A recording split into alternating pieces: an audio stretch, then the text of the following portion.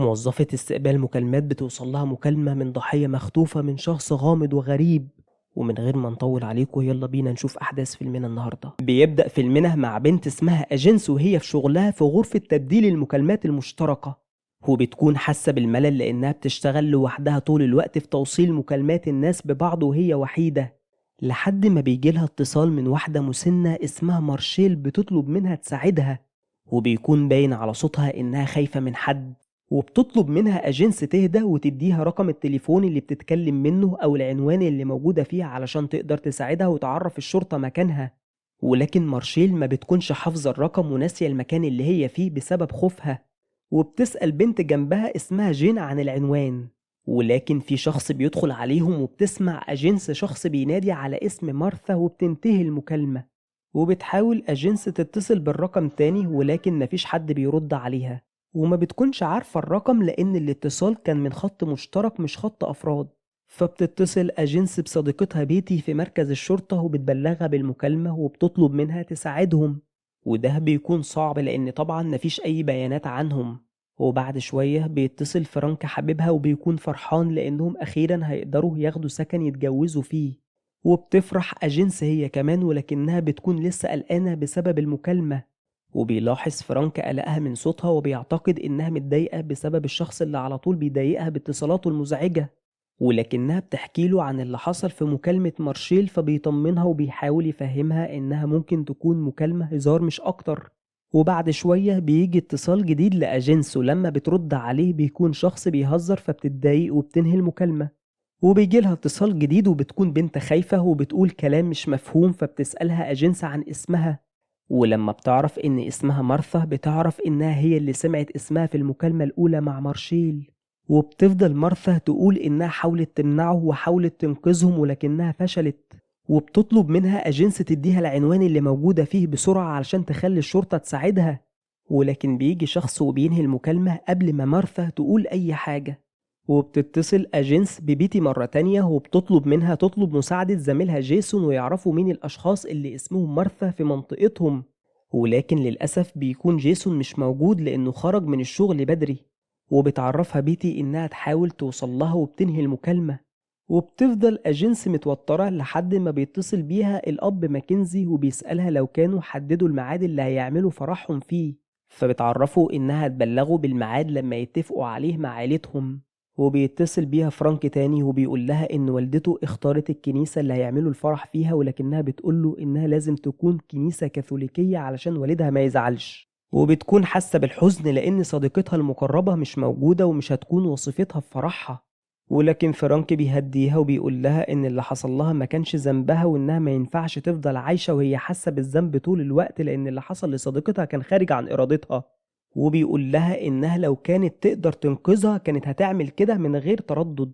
ولما بتقفل أجنس مع فرانك بيجيلها اتصال تاني من مارثا وبتتكلم مع أجنس بشكل بيدل على إن في حد معاها، فبتفهم أجنس وبتقول لها إنها تسألها أسئلة لو تقدر تجاوب عليها بصح أو غلط علشان تقدر تساعدها من غير ما تلفت انتباه الشخص اللي معاها، وبتعرف منها إن الشخص اللي خاطفها واحد من معارفها وإنه معاه سلاح وحاليا في محطة وقودة علشان يملوا العربية بنزين، وبتقول لها اسم باباها علشان تعرف هي مين، وبيجي الشخص اللي خاطفها وبيسألها هي بتتكلم مع مين فبتقوله إنها بتكلم دكتور، وبتتصل أجنس بالشرطة بسرعة وبتعرفهم إن مارثا موجودة في محطة بنزين في جنوب المدينة ولكنها ما بتكونش عارفة رقم لوحة العربية. فبترجع لمارثا تاني وبتقول لها إن الشرطة حاليا هتدور على العربية اللي موجودة فيها وبتحاول تعرف منها مواصفات العربية أو المكان اللي موجودة فيه، ولكن الخط بيتقفل والمكالمة بتنتهي. وبترجع أجنس البيتي تاني اللي ما بتكونش واخدة الموضوع بجدية وبتكون معتقدة إن أجنس بتتخيل لأنها متأثرة بوفاة صديقتهم وموجودة لوحدها في الأوضة طول اليوم، ولكن أجنس بتصر عليها بأن الوضع خطير وإنها مش بتتخيل وبتطلب منها تحرك قوات الشرطة اللي موجودة قريب من محطات البنزين لأن مرسى حياتها في خطر فعلا، وبتطلب منها توصلها بلاسلكي عربيات الشرطة، وبتتكلم مع الرقيب أليكس وبتحكي له المكالمة وبتوصف له العربية زي ما مارسا قالت لها، وبتفضل مع أليكس على الخط وبتسمعه وهو بيتكلم مع عامل المحطة اللي بيقوله إن في شخص ما دفعش فلوس البنزين وكان معاه ست كبيرة في العربية وبيديله رقم العربية، وبيوصف له شكله وشكل الست اللي كانت معاه في العربية، وبتكتب أجنس كل الكلام اللي قاله، ولكن أليكس لما بيسمع صوتها وبيعرف إنها لسه معاه على الخط بيقول إن ده خط طوارئ، ما ينفعش المكالمة تفضل شغالة علشان يقدروا يستقبلوا مكالمات تانية، وبيقفل في وشها. وبعد شوية ما بتقدرش أجنس تقاوم قلقها وبتتصل ببيتي تاني وبتسألها لو كانوا وصلوا لأي معلومات جديدة. فبتنفعل بيتي عليها وبتقول لها إن العربية ملك لشخص اسمه هارولد كالوس، وبتقول لها إنهم لسه ما وصلوش ليه. ولما بتحس إن أجنس زعلت من أسلوبها بتعتذر لها وبتعرض عليها تروح تتغدى معاها يوم الأجازة مع فرانك، وبتوافق أجنس وبتوعدها إنها تقابلها في نهاية الأسبوع.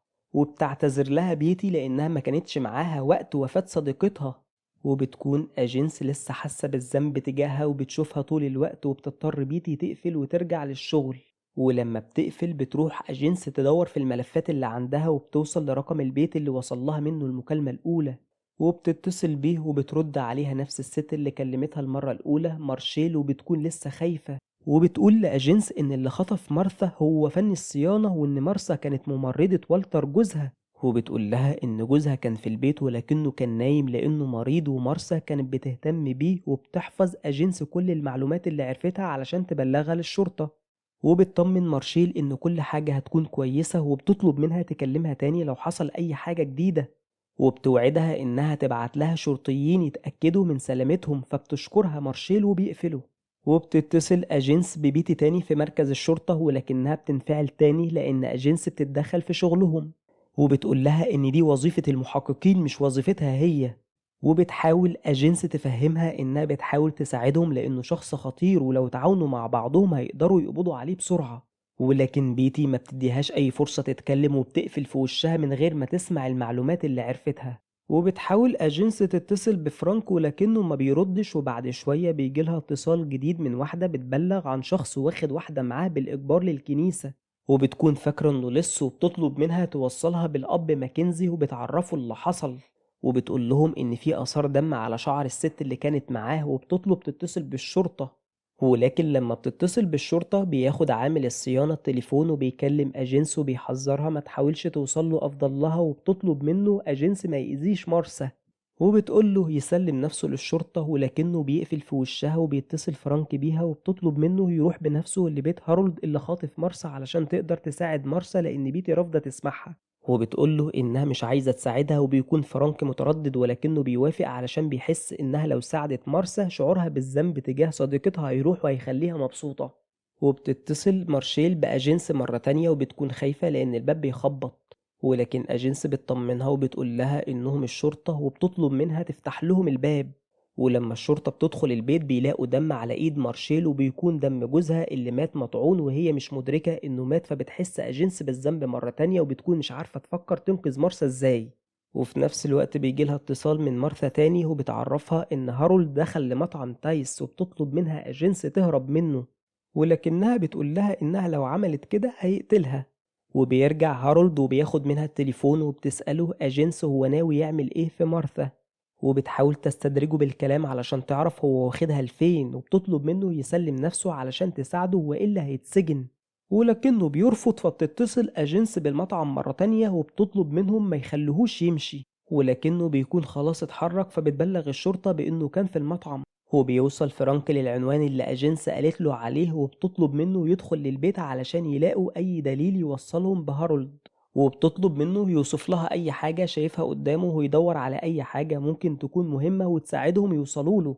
وبتفضل أجنس ترفض كل المكالمات اللي بتجيلها لحد ما بتكلمها مارسا تاني وبتقول لها إنه أخدها لمكان فيه جراج عربيات قريب من الساحل، وبتطلب منها أجنس تهرب من الشباك ولكنها ما بتقدرش تفتحه، وبتحاول أجنس تخليها ما تخافش وتوصل لأي حاجة تساعدها.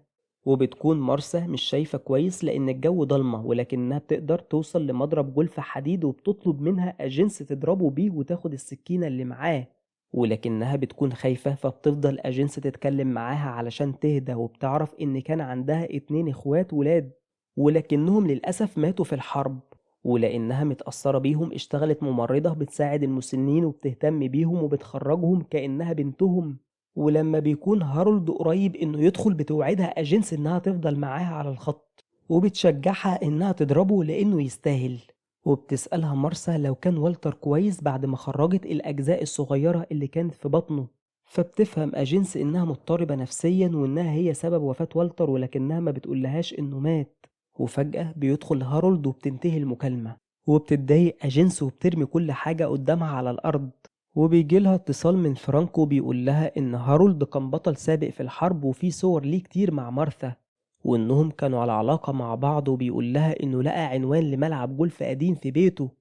فبتبلغ أجنس الشرطة عن مكانه وبتتصل بتليفون الملعب، وبيرد عليها هارولد وبيكون قلقان وخايف من الشرطة وواضح إنه مصاب. فبتحاول أجنس إنها تطمنه وبتقوله إنها عرفت كل حاجة، وعرفت إن مارثا مريضة وإنها هي اللي موتت والتر، وبتعرفه إنه لو كان قال من الأول كانوا ممكن يساعدوا مارثا تتعالج، ولكنه بيقول لها إن مفيش حد بيساعدهم ولا مهتم بألمهم اللي حصلت لهم بسبب الحرب.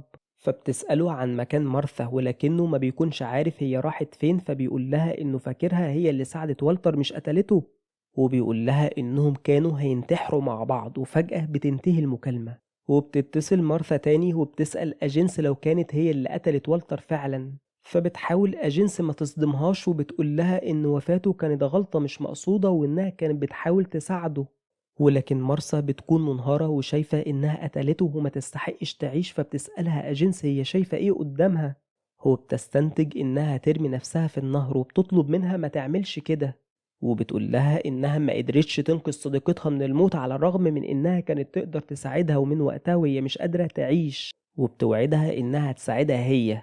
وبتعرفها إن هارولد لسه عايش وبتوصلها بيه علشان تتأكد إنه عايش، ولكنه بيكون يائس وبيقول لها إن حياتهم عبارة عن عذاب وبينهوا المكالمة. فبتفضل أجنس حزينة لحد ما بيوصل لهم اتصال بتعرف منه إنهم قدروا يوصلوا لمارسا، فبترتاح أخيرا وبتقعد على الأرض تعيط، وبتفضل تبص لصورتها مع ليزا. وبعدين بتتصل بفرانكو بتقوله إن الشرطة خلاص وصلت لمارسا، وبتطلب منه يخرج من بيت هارولد وبتشكره لأنه ساعدها تنقذ حياة مارسا.